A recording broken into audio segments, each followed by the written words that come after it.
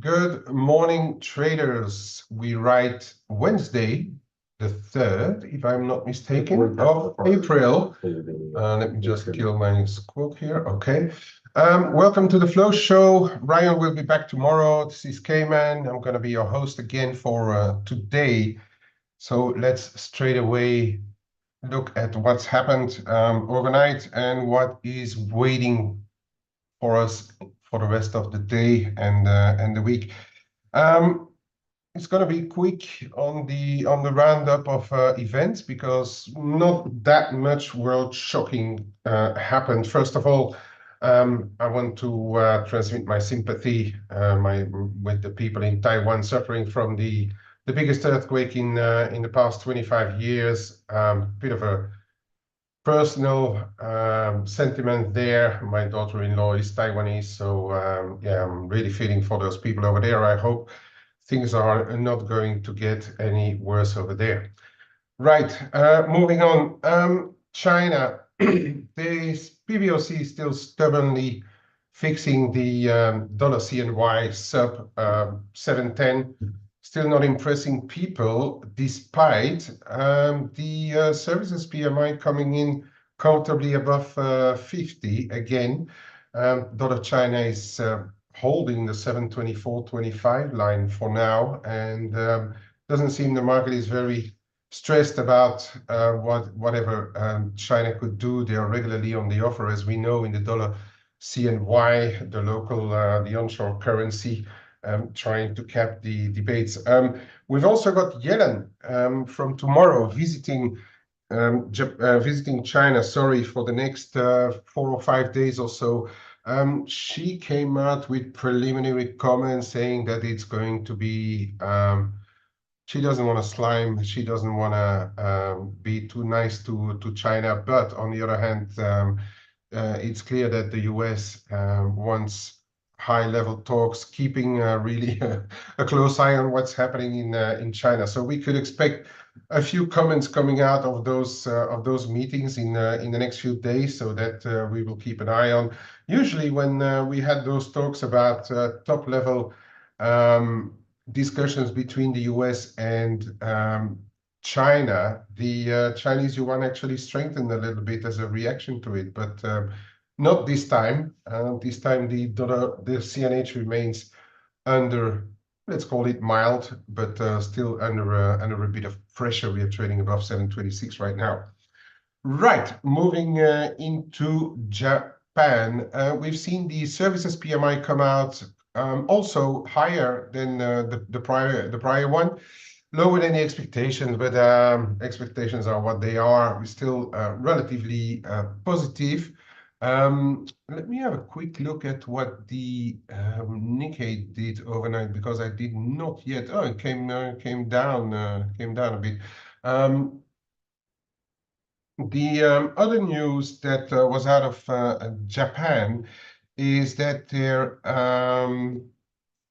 Let me see. Yeah, the output gap, and that's not reflected on the calendars. The output gap has closed, and even turning smalls positive to a whopping 0.02%. But the Japan economic watchers are saying that it means that Japan is moving in the right direction, economy-wise, and that is something that the Bank of Japan is going to like as well. Not that they are going to raise rates at their next meeting in this month, I reckon. But anyway, some green lights or green shoots continue to appear in Japan, which may have them just to keep up their hiking rhetoric come the meeting. In the meantime, and I'll have a look at the rates in a bit. Dollar yen is slowly grinding back towards the let's call it a big 152 level. There is, I think it's got more to do with the dollar, and as we've been endlessly repeating already, with the difference between the interest rates, it's very tough to stay long yen for longer. So the we're nearly back there with 20 points away right now. And the data this afternoon and for the rest of the week in the US could actually trigger a move through. I'll have a look at those upcoming data because they are important enough this week as well.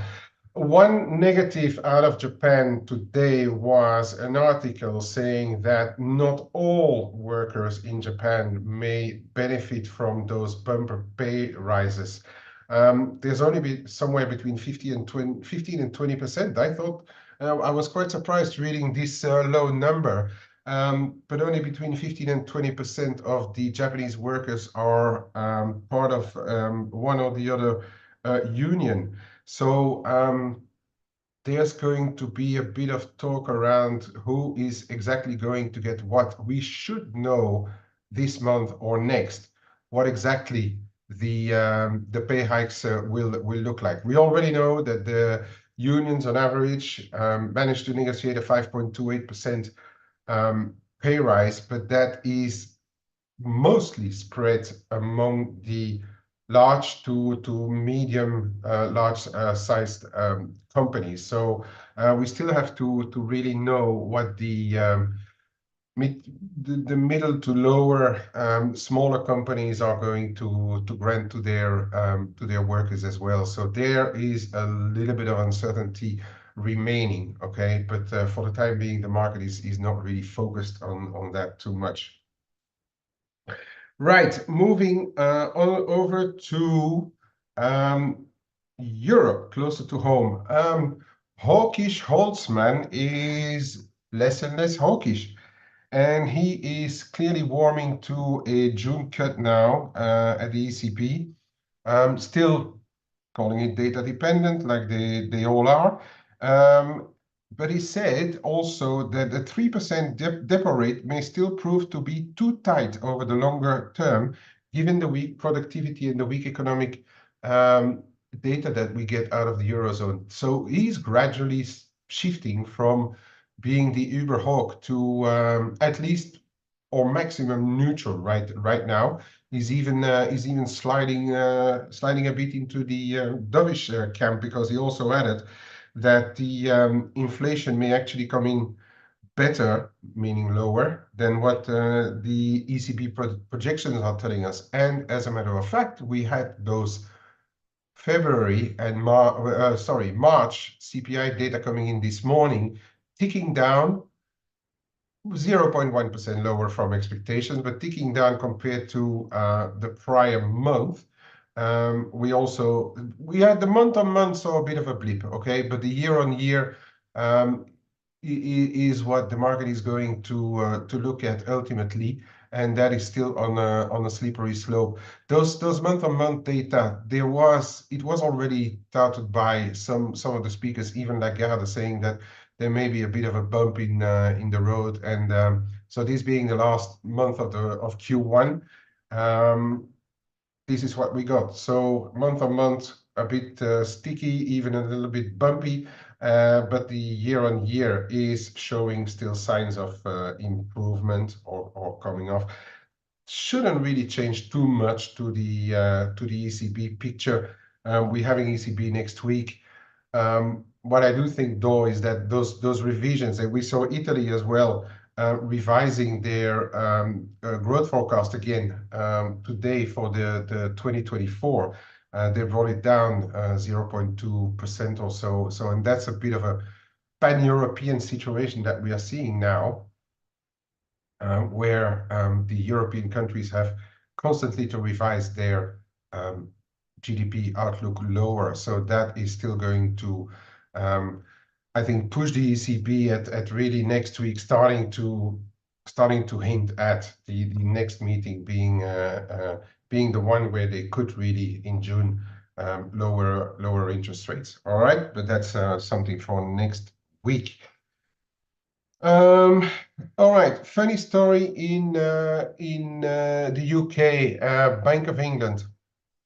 And there's the article, because we know that Bernanke and his team did an in-depth review of why Bank of England was so wrong with their projections during the years post-pandemic, and it seems that they are slowly coming to a conclusion there. And the big news is that they are going to move away from what they call their fan chart and going to move more into a what-if scenario-based outlook. So they say it's going to clarify the communication, it's going to clarify the rate path, and it's going to, and that was especially the one that made me laugh, and it's going to bring along much less errors than in the past. Yeah, okay. We all know how central banks, and especially the Bank of England with Bailey on as a head, has the power or the possibility to make errors for even calling how many sugars they want in their tea. So now we are moving closer to what the Riksbank is doing actually. So it took Bernanke how long? 4, 5, 6 months or so to come to the conclusion that the Riksbank method of how to project data into the future, especially inflation, is going to use. If that is what the conclusion were after 6 months of work, I think they could have done it after a day as well. Moving on. Okay, we're going to go into the United States of America. First of all, data, durables. Okay, factory orders a little bit better. Durables have really moved markets over the past months. So moving on there. Let's talk about the jolts quickly. So we had a bit of a revision, very small revision lower, but the number itself is remaining very stable. Now, in the subcomponents, there is a bit to talk about, but it's really clutching at straws. Now, what happened over the subcomponents is that the balance between the openings that we see and the supply of available workers and people wanting to work is getting much more balanced than before. So the imbalances that Powell was looking at are getting smoothened out. And also what we saw is the quits coming off quite substantially over the past month. So those quits being lower is probably going to put a bit less pressure on labor costs. And we already saw last month, remember, when the labor cost index came out, that the labor costs are ticking, not really coming down massively, but ticking down. So that may be of importance looking into what may come out in the NFP data later this week. Okay, so keep in mind those labor costs that may impact those, and I'm just going to run front run a little bit what's coming in on Friday. So that may be impacting just slightly on the earnings, perhaps. May impact those numbers a little bit. Okay. Then we had the Dali and Mester out yesterday. So both are along the same lines, patients, both seemingly telling us that June is still pending as their month of the first rate cuts. I think it's Mester who said that she still is on the same line as the dot plots are showing, so the 3 cuts for this year. But both Dali and Mester were saying that, of course, also being data dependent, they're not in a hurry. So that, I think, tells us that the 1st of May meeting is probably going to more like another autopilot meeting, unless we get, and that's where we are going to start to look at for the rest of this week, very important, unless we get that jobs market starting to falter. Okay, this is what I've been banging on about for months now, the big domino that is still standing is the jobs market, and it continues to surprise people all the time, even though we get a bit more negative revisions all the time, but the actual unemployment rate, all the data are still quite supportive for the US and versus blocks like the Eurozone and the Asian bloc perhaps as well. So the rest of the day, what are we getting? We're getting, and I think that's going to be pretty important one as well. We do have ADP out.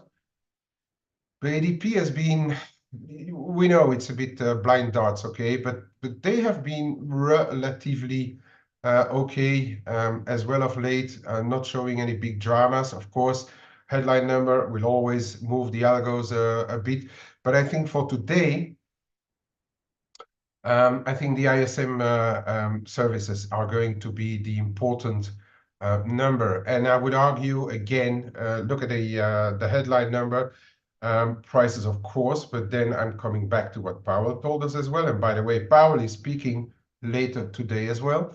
I'm going to really keep a very close eye on this employment index as well. It did show, let me just quickly look at the prior numbers. Okay, it did show a little bit of a yo-yo over the turn of the year, had a pretty decent print on the February data, then a bit lower again, came below the 50 line again. So this is one that I'm going to really keep an eye on, a very close eye on for the afternoon, because I really think the labor statistics are really going to get very, very important. So we've got Goolsby out. Goolsby came onto the Fed as a dove and then moved into more neutral territory of late. So I would expect him to continue along that line, all right? But then we have Powell. He would have seen those numbers. I don't think, being 2 days before the NFP, that they will already have seen the labor data, but who knows? But again, as he said last week, where he was talking about that they are going to more closely watch the dual part of the mandate. That means the labor market as well coming back to the fourth. That is going to be possibly another market mover. Okay, he speaks about an hour and a half, 2 hours after we get the ISM out. All right. And then one for the Swiss watchers among us, because that's going to come out before, excuse me, before the next flow show. We've got Swiss CPI tomorrow, okay? And Swiss is under the cosh. Swiss is still getting hammered. It's still, I think, a normal procedure of what's going on. It's been going on for Q1. Q2 started as well on a weaker note for the Swiss franc.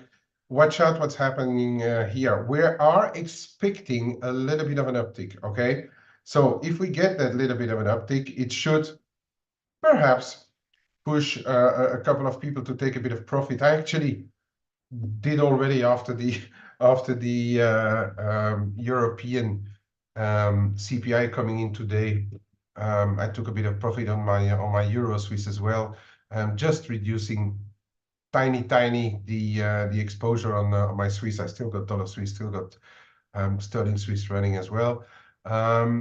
But this is an important one. If in turn we get an extra lower print, all right, if we get a lower print again, I expect the Swiss tomorrow to get another knock on the head. Okay, so that is one that I'm really going to pay very close attention to tomorrow morning, our time zone. Right.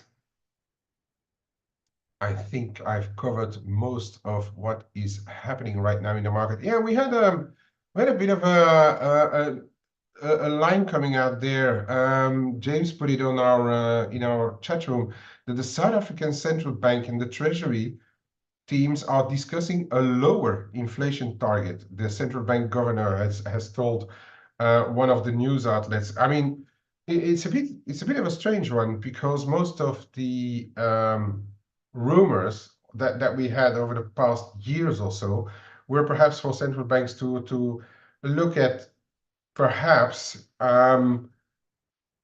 bringing the inflation target a bit up, which is it's out of the discussions right now. Nobody talks about it anymore. But it's a bit of a strange one, and the reaction in the dollar rand has been a little bit strange as well, because it actually ticked up a little bit. Normally, when central banks are discussing lowering CPI targets, that means that they think that they need to fight it more, so keep the rates higher, and the dollar rand is absolutely not responding whatsoever. All right, so that for a little bit of a side one on the rand for those who are watching emerging markets. Okay, rates. What's happening in this market? Well, not a lot, really not a lot.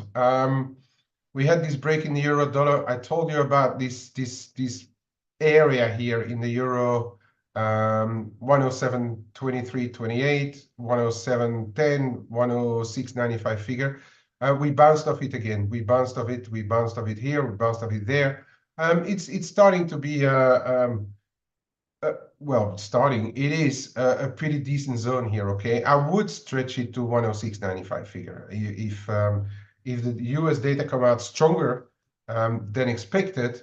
I would still pay close attention to what's happening around 107, the figure. It is very possible that we get there. I'm actually a little puzzled as to why the euro is holding up so well. But yeah, I think if we get better US numbers, that's a possibility to get down there. Then it depends on how strong those numbers will be, okay? On the top side, 107.85, we're not too far away from that, and then all the way up to 108.05. So that's your little range to observe going into the US data this afternoon, okay, and into Powell. Cable, Brand's favorite. We have respected this trend line, right? We do. And we do respect this trend line. A bit same as in the euro dollar. This is your 125.40. And for as long as that holds, I mean, there's no reason not to respect it, okay? I think we are going to need pretty strong US data to really go for a walk down to 125, the figure. That's going to be the next, well, 125.20, then 125, the figure. That's going to be the next important zone. But looking at how it trades, looking at how the dollar versus sterling and euro especially trades, any weakness in the US data, I think, is going to put a bit of pressure on this 126, the figure. And why not? Why not have a look back at 126.5? So it's not my preferred dollar long. Let's put it that way. It's really not my preferred dollar long. If I'd be long dollars, I'd really would go with, okay, euro is stubborn, but I'd really still would go with dollar yen, even though the 152 is mega important, or dollar Swiss, or perhaps one of the commodity currencies. Although we have to look at all those metals, copper and stuff. It's still relatively big, so they are still a bit stubborn as well. Those currencies. It's very neutral. If you're looking at short dollars, perhaps this may be a candidate in the FX space. Okay, I'm not talking about other stuff, because obviously gold, silver, the other metals are much more bid right now. Also, oil is still very bid. Actually, oil being bid could support some other currencies as well, and I'll have a look at stuff like the Norwegian kroner and the CAD perhaps. Dollar yen, well, still the same, huh? Still the same, banging our head against the high 151s. If we zoom out a little bit, I think I need to go onto the daily. You zoom out a little bit, I know I've got a closer one on the 4 hours. if we take this this March move down back into the 146.5, if we take the extension here, it could mean 143. I know that some people on their harmonics or other patterns have something at 154 as well. But then when I look at the daily, on the medium term, I don't have much because this is the correction here. And here I don't have much before 155, you know. This is the big correction that we saw at the end of the year in 2023, and that's 155. So once you break 153, it's going to be really a question of big figures. Now, again, as I say, I mean, we don't know what's going to happen if 152 breaks. Do we see interventions? It's possible. Do we see, is it due to big barriers? We see 152.20 and then collapse a big figure. It is possible. Do we see like huge stops and we trade 153 straight away? It's also possible. I'm still positioned with a call in the dollar yen. I do think it's going to break sooner or later. It will, of course, depend on the US data this afternoon, but it could be a very, very tricky affair up there. So if you have cash in the books, I'd really be a bit careful to trade it around that 152 because it can get very, very volatile, all right? To the downside, to the downside, 150, just under 151, let's say. 150.90, 150.80, 150.5-ish. That's where the support should come in right now. If we see like a big blip and then a drop, I'd say watch those, that the 150.5, 151 zone already. 150 a bit psychological below there, but already 150.5, 151. If we see a big reaction there, we should already be looking at. Your long is dollar CAD, Marcus. Let's look at the dollar CAD because it seems to me that we're trading in a wedge here, all right? Oil is moving up, but dollar CAD is not really responding much, right? So we have a little bit of a dollar mix. I'm surprised that Canadian dollar is not stronger thanks to those oils and where is gas? Oh, gas is not moving much, but I'm a little surprised. The Canadian dollar is completely decoupling still from oil. So and the Canadian market doesn't seem to believe the neutrality of what we are seeing in the Canadian data sphere. So it's still trading the Canadian dollar a bit on the defensive. Yeah, I think long dollar CAD has something for it, especially in the more medium term, for as long as we stay above 135. Okay, 135 is going to be 134.95, 135.15. That's your support zone. And then, of course, top side 135.90.05, and then 136.25 is going to be a level. And then if it would continue to go higher, if we break those 136s, 15.25, then we're probably going to look at stuff like 137 or so, all right, for if you're in the Canadian dollar. I'm very neutral on the CAD right now myself. I can't find, really, barring looking at the picture, anything to really tell me, okay, this is what we really need to do, right, on this Canadian dollar. Aussie, Kiwi, Aussie, yeah, still below this level. Had a retest yesterday of this little trend line, shying back from it again. Is it China related? Is it just the market not knowing what to do with it? Everything's possible. We're still above 65. 64.80 is still my level. It's not 65 the figure. I don't think 65 has any importance whatsoever left in it right now. I'm just a tiny bit playing this one. It's really not a large position. I'm I'm really not in a lot of stuff right now. My positions are not very large, barring in Swiss, where it's a little bit bigger, and then here and there on the yen, perhaps. Yeah, just trading in between the levels. Yeah, 65 and a quarter, 64.80. If we start to get back above 65.40, I think then we probably going to push higher again. The market is probably already a bit short again, too, leaning into this level. So those are the levels that I'm watching. Kiwi is still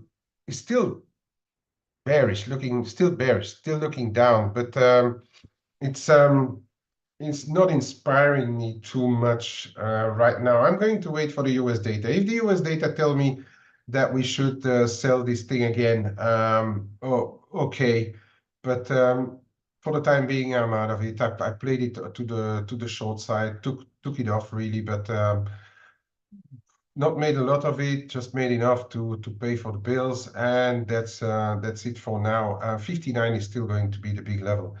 Look at having a look at these candies. I think these candies are starting to get a bit interesting. Okay, we could be in one big bull pennant or whatever on the dollar Norways for in the longer term. Okay.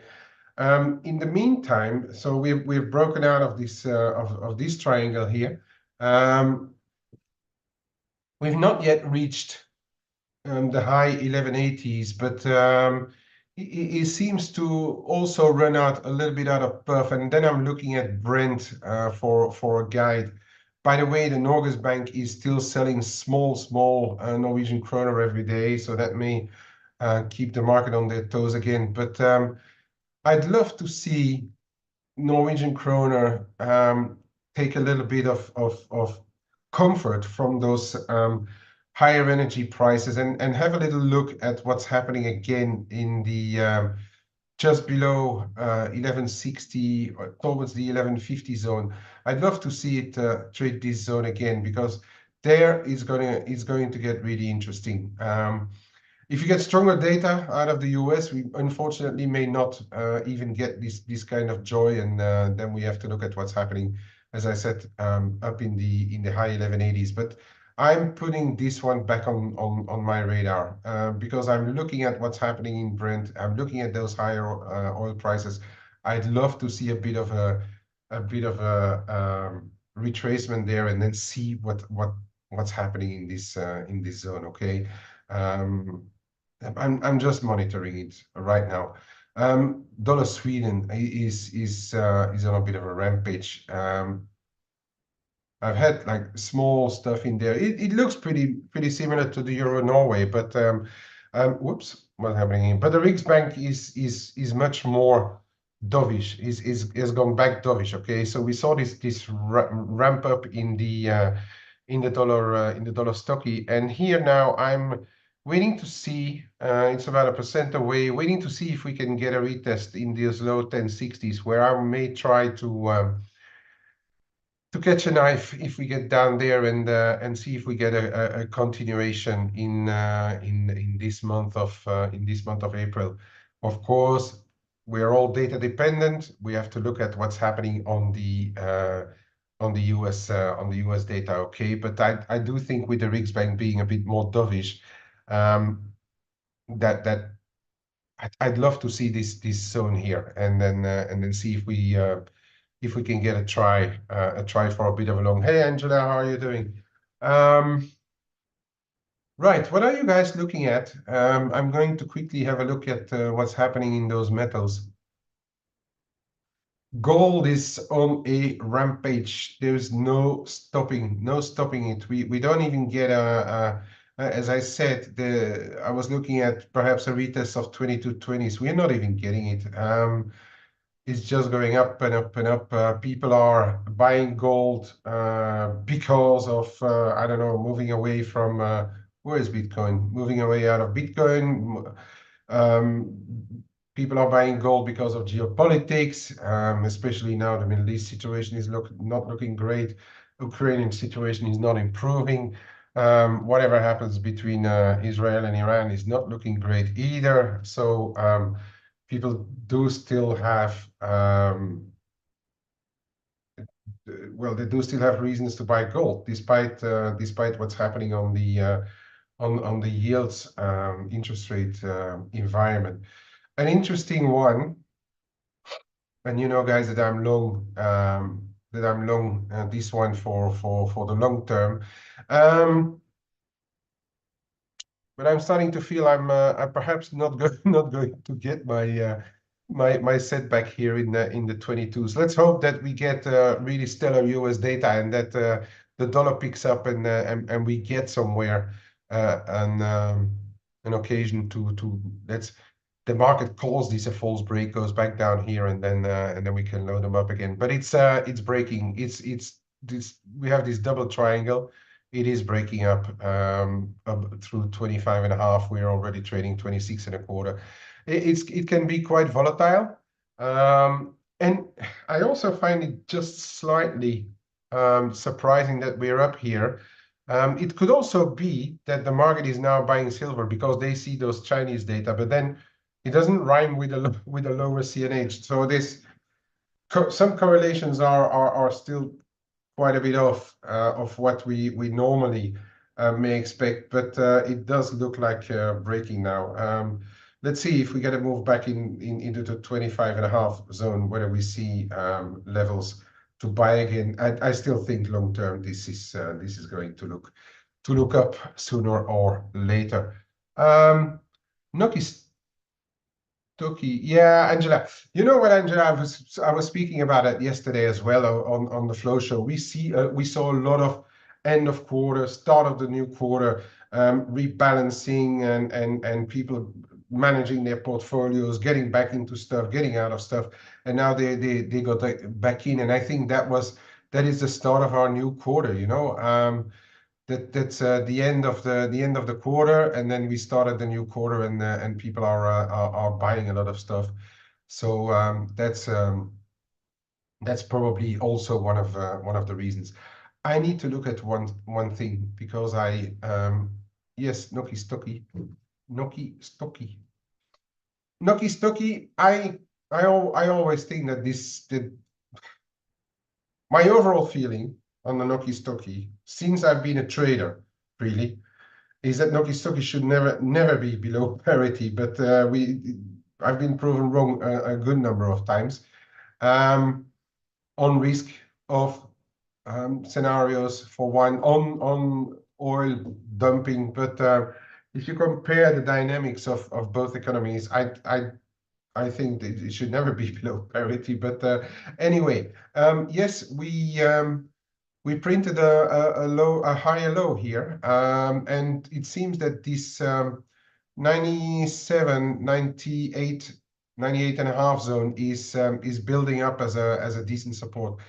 To really trade higher on the Noki Stocky, I think we need to get back above 101. All right, I think that Dimitris should be our sign. If we start to get back above 101, then I think we are going to ramp higher in this one. Okay, but right here, it's gonna be a punt. You know, if you have 1.5 or 2%, 1.5% leeway, you can still buy it here. But I would personally not get too much involved in it. Okay. Our usual Swiss. I let my Euro Swiss go this morning. I'm not saying that we are going to build a head and shoulder here, but just on those CPI data in Europe, I had a bit of everything like sterling Swiss and Euro Swiss and dollar Swiss. So I just took the Euro Swiss off because I'm still not a huge fan of all things Euro in a way. But yeah, it's still bid. The levels are holding, the supports are holding, and one which is now showing signs of breaking here. But the US data will of course tell us if this break gets sustainable. Now it's 90.70. Okay, sorry, we're trading just above. I think if that starts to hold down, then we can finally dream of the next big figure. And I think the next reasonable target, yes, 91.40, but then I'm especially looking at this one. Okay, I've been calling this for a long while now.